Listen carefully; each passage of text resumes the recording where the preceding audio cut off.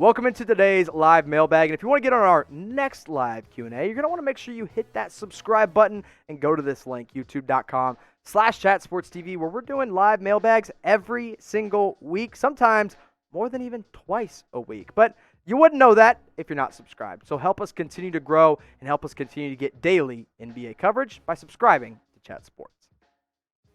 John Jr., first question of the day, says, who has the best young future between the Grizzlies, Pelicans, Thunder, the Mavs, or another team? Good question. And here's the reason I say the Dallas Mavericks, because when you have the best player, when you have a top 3 player in the NBA already, or a top 5, I should say, a top 5 player in the NBA already, and he's only 21 years old, how do you not have the best future? Plus, KP's only 25. Now, if KP doesn't remain healthy, you could make an argument for the Pelicans with Zion and Brandon Ingram being so young, the Grizzlies with John Morant, Jaren Jackson Jr., and the Thunder with basically every first-round draft pick over the next 16 years. It might as well be.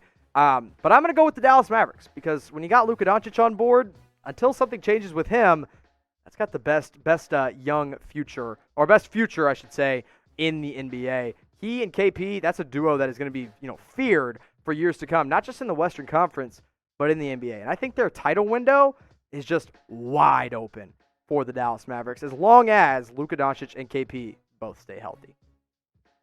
Braden Beat says, do you think the Blazers could trade for Jaylen Brown, and what would the package say? I say CJ McCollum, maybe a first, maybe a player.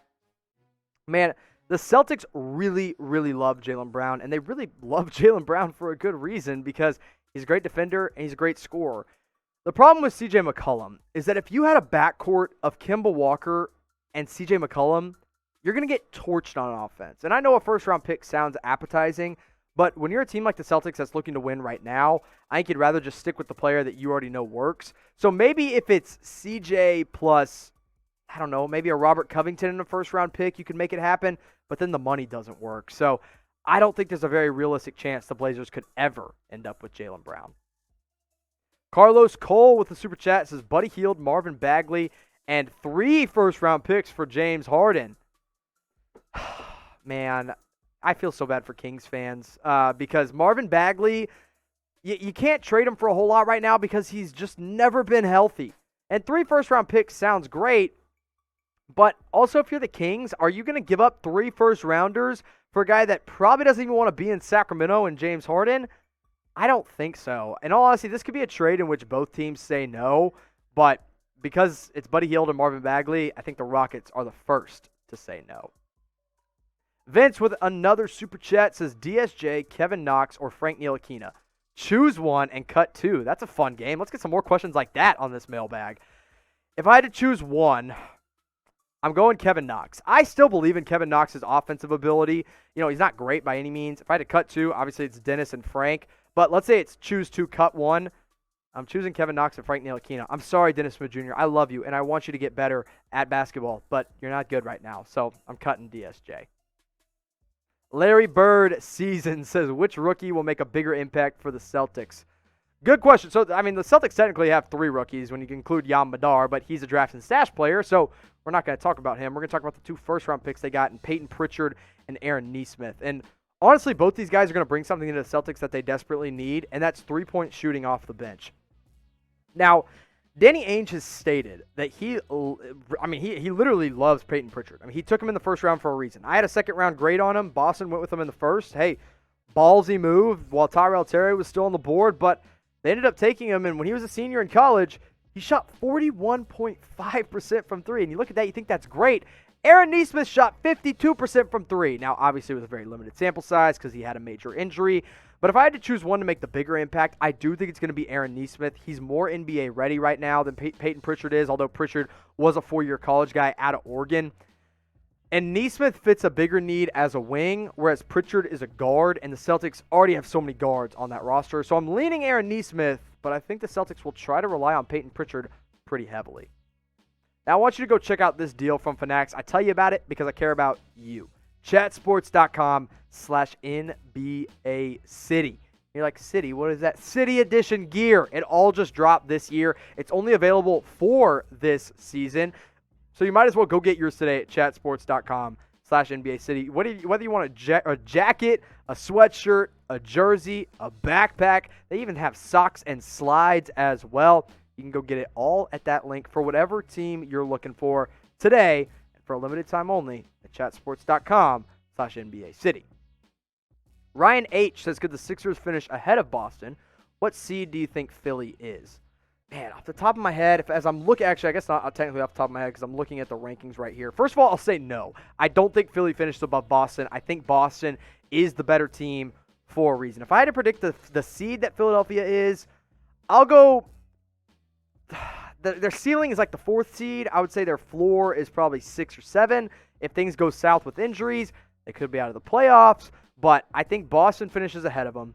I think Milwaukee finishes ahead of them. I think the Heat finish ahead of them. And then in there at 4, I think you could find Philadelphia. Jeff O'Baller says, how do you make the Jazz contenders? That's a good question. They need a better bench for sure. But another problem with the Utah Jazz, like I think Donovan Mitchell is on his way to superstar status. But if you don't have a superstar, you're not going to win a championship. And that's the biggest problem. Another thing is, I know people were really high on Quinn Snyder as a coach for a while, but I don't know if I'm 100% there now. I think he might have lost his touch a little bit. I don't really know, but I'm not all the way in with Utah right now. I think they need to either trade for a superstar or just keep re-upping what they have off the bench. Devin Booker's burner says, what is Devin Booker's ceiling? Good question. I think his ceiling is the second best player on a championship team. I think he is the Klay Thompson of a championship team, which is great. Some people are probably going to be like, Jimmy, why are you hating on Devin Booker?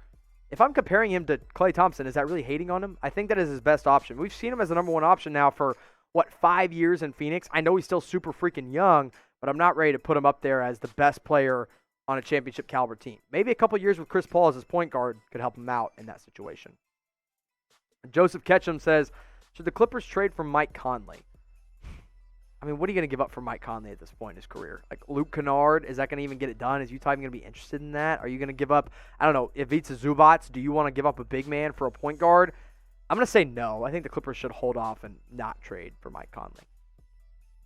Chris Jones says, Dallas Mavericks as a 4th seed. Ooh, I like this question. Of course I like this question because I run our All Things Mavs YouTube channel. I think 4th is their ceiling.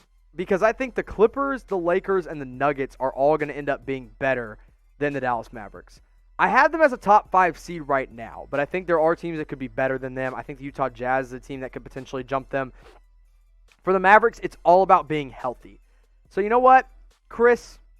I'm going to go ahead and give this one the thumbs up. I think the Dallas Mavericks will end up as a top 4 seed, and they will end up being the 4th seed in the Western Conference, assuming Luka Doncic takes another step in the right direction. And KP plays, 75% of their games. Also, one more thing, that defense, it needs to go up. They need to be better than 18th in the NBA. Rory says, what do you think of the Warriors' chances of making the playoffs at least? Rory, I don't think you have anything to worry about. I think the playoffs are really realistic for the Golden State Warriors. I probably have them at about a 7 seed right now in the West. Not great, but they're still in the playoffs. And if you can get your young guys like Wiggins, Wiseman, and Kelly Oubre in the playoffs and get that experience under their belt, that's what matters. And if you get Steph Curry in the playoffs, who knows what could happen with that Golden State Warriors team. So I give their chances, probably a 90 to 95% chance, assuming Steph Curry is healthy. I mean, you look at the teams below them as I'm checking out the standings to my left here. I mean, the Suns are going to be playing pretty close with them. The Portland Trailblazers will be playing pretty close with them. And those 2 teams are the other ones fighting. Maybe Memphis, maybe New Orleans. But I think Golden State's better than all of them except maybe the Portland Trailblazers.